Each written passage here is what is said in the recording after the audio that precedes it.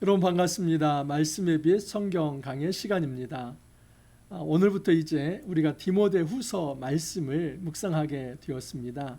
디모데 전서를 통해서도 하나님 은혜를 주셨는데 디모데후서를 통해서도 하나님께서 큰 은혜 주시기를 바라며 또 소망합니다. 여러분 디모데 전서를 통해서 하나님께서 이제 우리에게 큰 목회의 어떤 방향들, 또 교회의 운영 원리들, 그리고 교회가 어떠한 방식으로 이제 사역을 해나가야 할지 그 원리와 지침들을 주셨습니다.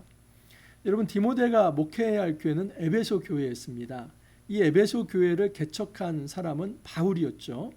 바울이 마게도니아 지방으로 옮겨가면서 그 에베소 교회를 디모데에게 맡겼습니다. 여러분 이 마음, 이 심정이 어땠을까요? 아마도 걱정도 있었을 것이고 또 불안한 마음도 있을 거고 잘할 수 있을까 그런 어떤 근심과 초조함도 바울에게 있었을 것입니다. 또 한편 이제 이 디모데가 신실하기 때문에 아마 잘 해낼 것이라는 그런 바람과 기대도 또한 있었을 것입니다. 이런 여러 복잡한 마음이 섞여 있는 상태에서 디모데에게 네가 이렇게 목회하라, 그렇게 목회의 원리를 가르쳐 주신 이 성경이 바로 디모데 전서입니다. 디모데에게 이런 메시지를 전했습니다.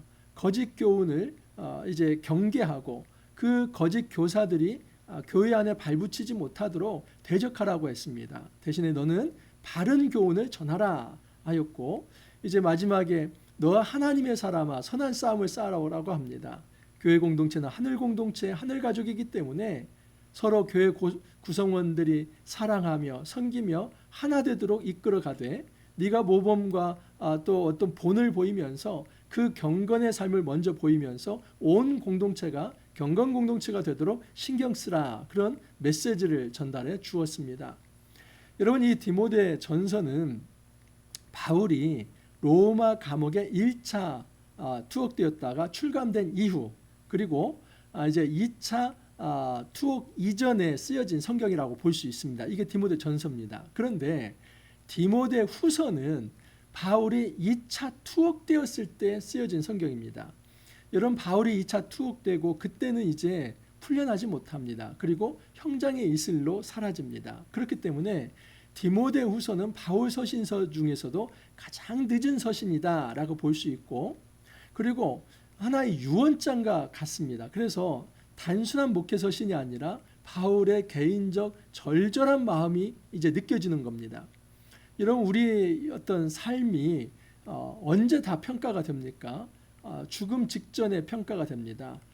이제 장례식에 가면 그분은 어떠한 사람이었습니다, 딱 한마디로 요약되지 않습니까?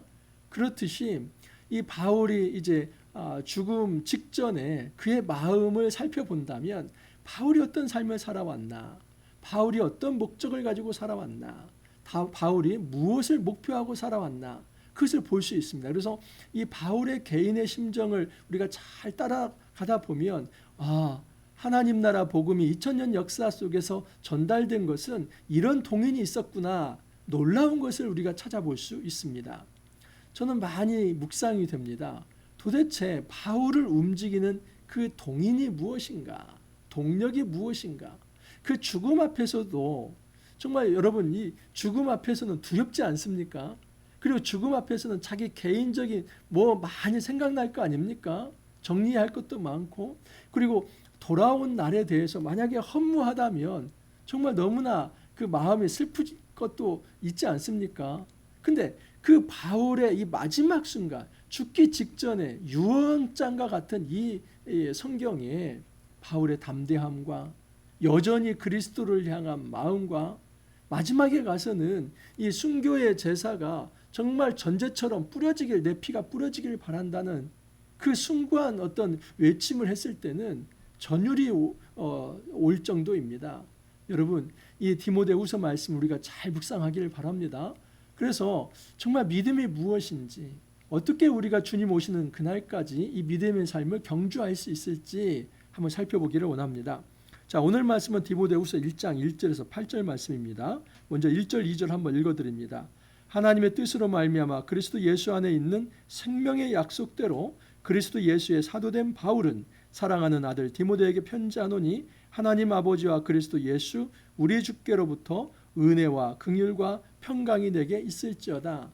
여러분, 이 성경에 나와 있는 서신서는 그 당시에 고대의 다른 어떤 편지의 앞에 도입 서식과 똑같습니다. 그래서 앞에는 반드시 발신자와 수신자를 밝히고 그리고 그 수신자에게 인사를 하는 것이 하나의 어떤 패턴입니다.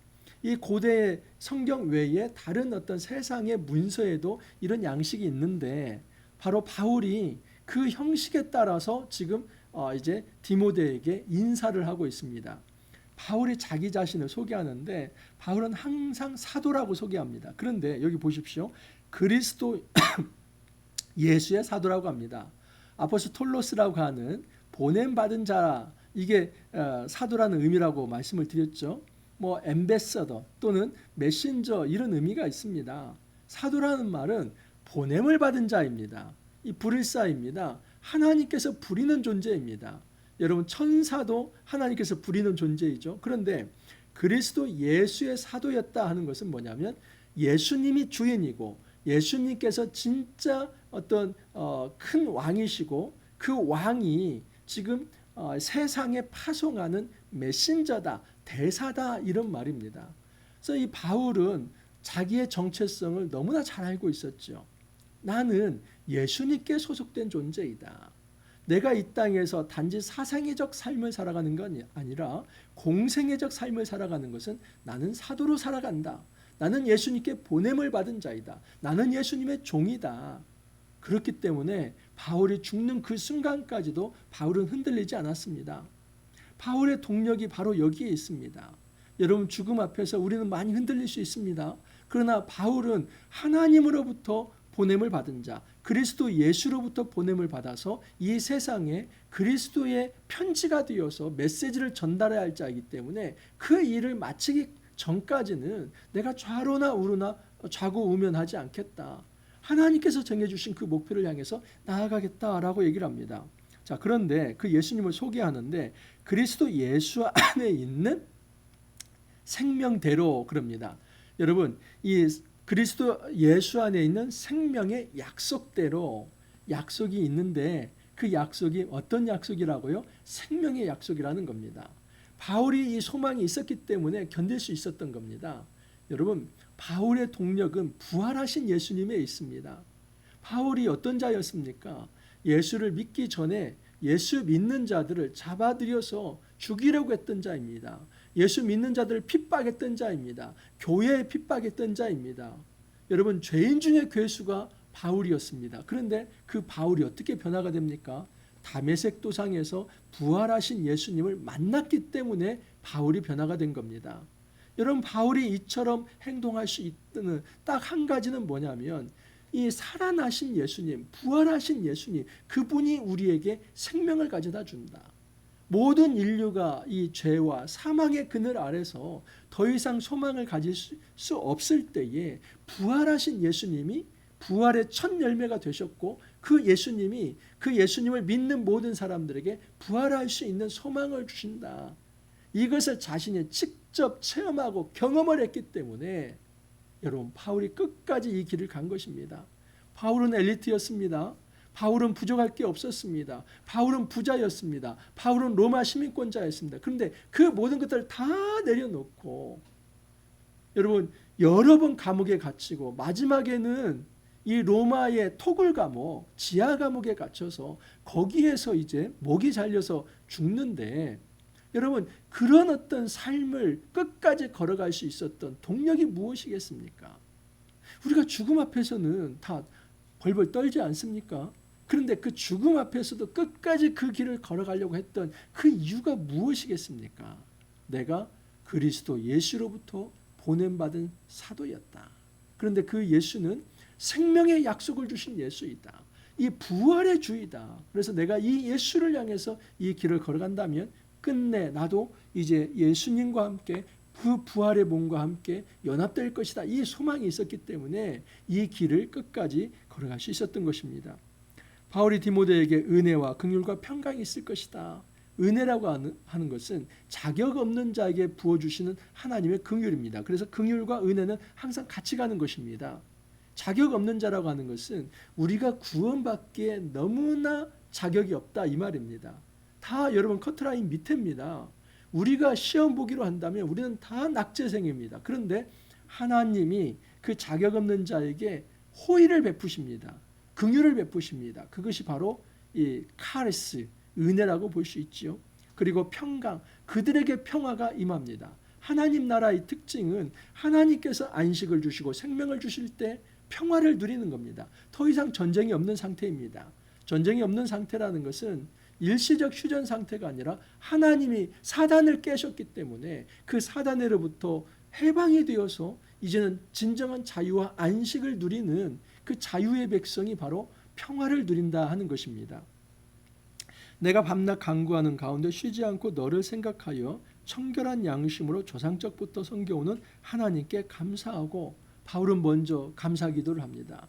내가 청결한 양심으로 조상적부터 섬겨오는 하나님께 감사한다. 이것은 여호와 하나님에 대한 신앙이 있었다는 것이죠.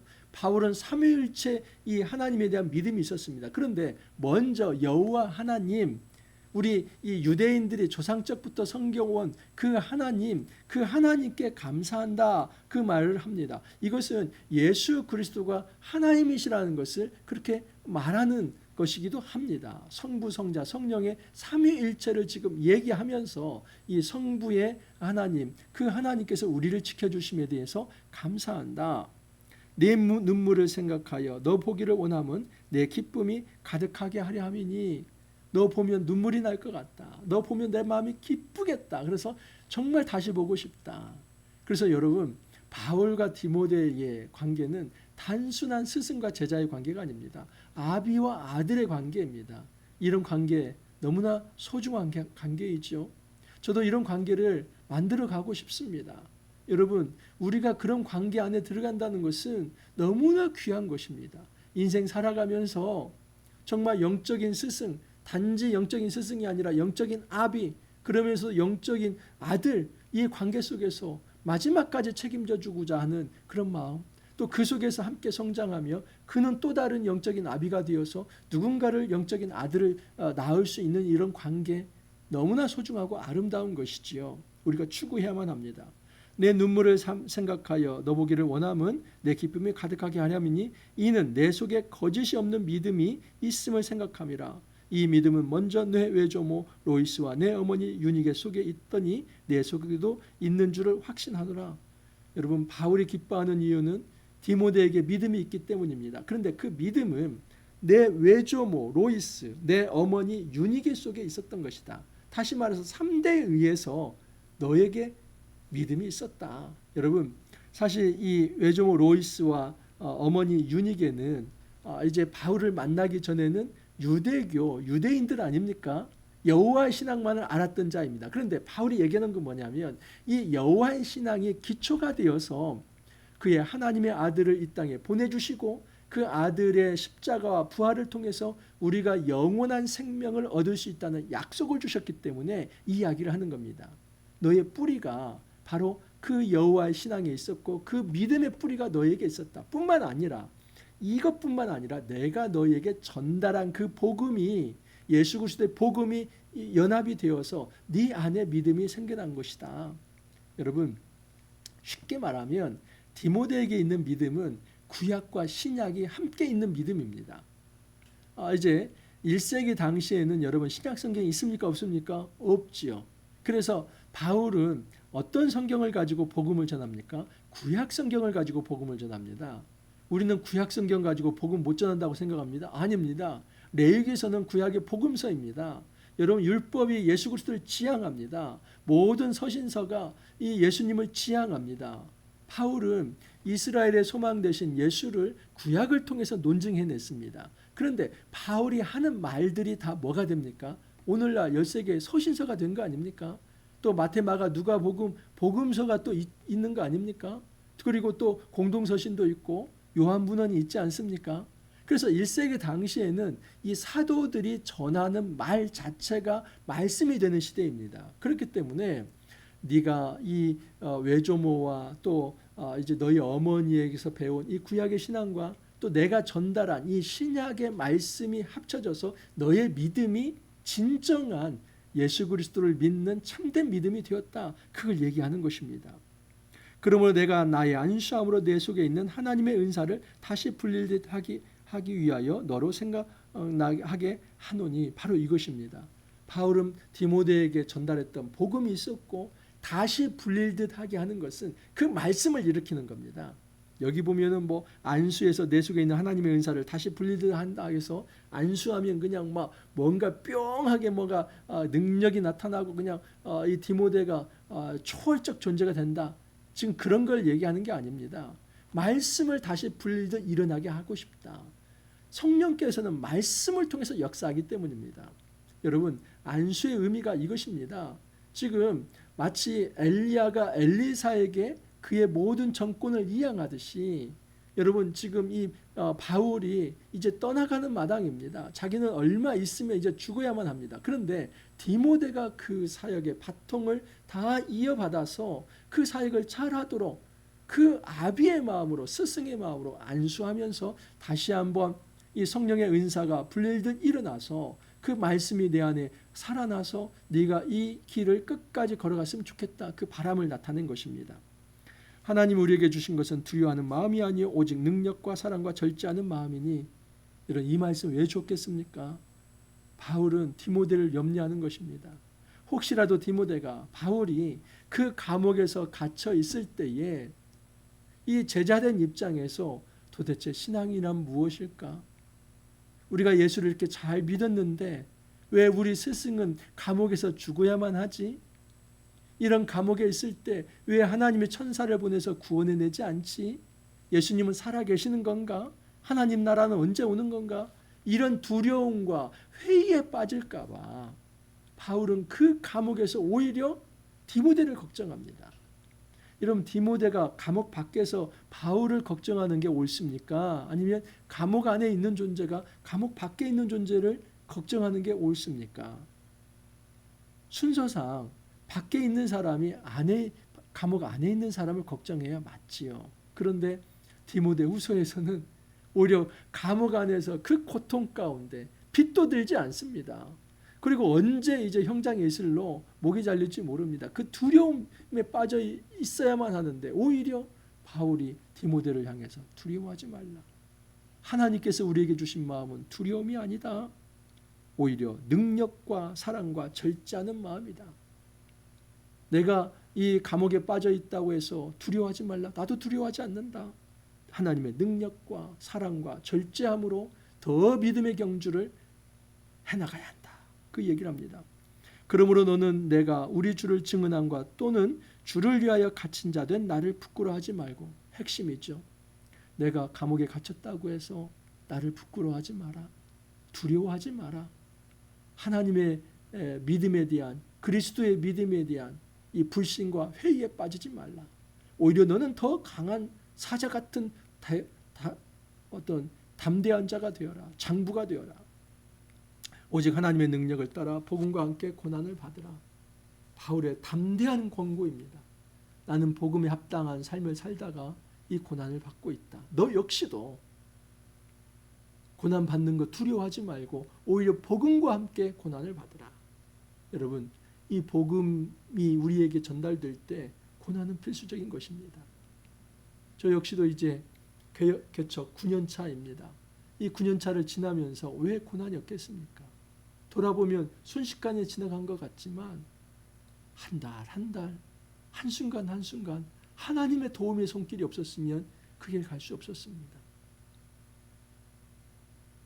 저는 지금도 하나님이 동행하심과 하나님께서 함께 하심을 느끼고 있습니다. 말씀의 빛교회를 사랑하고 계시는구나. 여러 손길들을 통해서 하나님 도우고 계시는구나. 내가 이 길을 끝까지 걸어가야지. 하나님께서 살아계셔서 응원하시는데 끝까지 걸어가야지. 그 마음을 갖고 있습니다. 여러분, 저도 이 마음을 갖고 있는데 1세기 당시에 바울은 어떻겠습니까? 사실은 그 바울의 마음이 성경을 통해서 연결되어서 저도 이 마음을 갖고 있는 것입니다. 그러면 우리는 어떤 책무의식이 있냐면 우리 역시도 후배들에게 이 열정과 이 믿음을 전수할 수 있어야만 합니다. 여러분, 성경이 어떻게 믿어집니까? 예수 믿는 자들의 삶을 보면서 그 성경이 맞나? 그러면서 하나님 만나는 것입니다. 이게 성령의 역사입니다. 그러므로 우리는 책임감이 있어야만 합니다. 공적인 공인입니다. 내가 정말 말씀대로 잘 살아가는 것은 나 하나 잘 살려고 하는 것이 아니라 이 경건의 본을 보일 때에 다른 사람들이 하나님 살아계시구나. 이 성경의 말씀 정말 신뢰하고 믿을 수 있는 것이구나. 이 성경에 나온 예수를 나도 믿어야지. 이렇게 되는 것입니다. 우리가 이 길 끝까지 살아가길 바랍니다. 복음과 함께 고난을 받으라는 이 바울의 메시지, 이 디모데에게만 전달된 것이 아니라 오늘 우리에게도 전달되었다는 것을 기억하면서 우리가 어렵고 힘든 모든 자리에서도 용기를 내기를 바라고 다시 일어설 수 있기를 바랍니다. 저 역시도 기도로 백업하겠습니다. 힘내시기를 바랍니다. 이렇게 기도합니다. 주님 감사합니다. 저희들에게 디모데전서 말씀을 주셨고 또 이 고귀한 디모데후서 말씀을 주시니 감사합니다. 디모데후서의 말씀 바울의 유언과 같은 말씀입니다. 절절한 바울의 정말 티 없는 정말 순수한 바울의 그 마음 결정체가 이 디모데후서에 담겨 있고 그것이 느껴집니다. 이 바울의 마지막까지 하나님을 향한 열정이 살아 있었기에 이것이 오늘날 우리에게도 전달되어서 우리도 복음에 대한 열정을 가지고 살아가게 됩니다. 주님 감사합니다. 디모데서 후서 말씀 이제 묵상하게 되는데 끝까지 잘 묵상하면서 우리가 정말 아버지 하나님 사역자로서 깊은 열정을 갖게 해주시고 또 각 교회 공동체가 하나님 말씀으로 다시 살아나는 또 가정이 주의 말씀으로 살아나는 귀한 역사 있도록 주님 이끌어 주옵소서. 주님 내일 모레 수능을 치르는 모든 고3들, 수험생들 또 연수생들 위에 하나님 역사하시고 함께해 주셔서 평안한 마음 가운데 준비한 모든 것들 잘 실력 발휘할 수 있도록 도와주옵소서. 감사하고 예수님 이름으로 기도하옵나이다. 아멘. 여러분 날씨 많이 춥습니다. 감기 환자들 많은데 건강 유의하시고 또 오늘 하루 잘 보내시고 내일 찾아뵙도록 하겠습니다.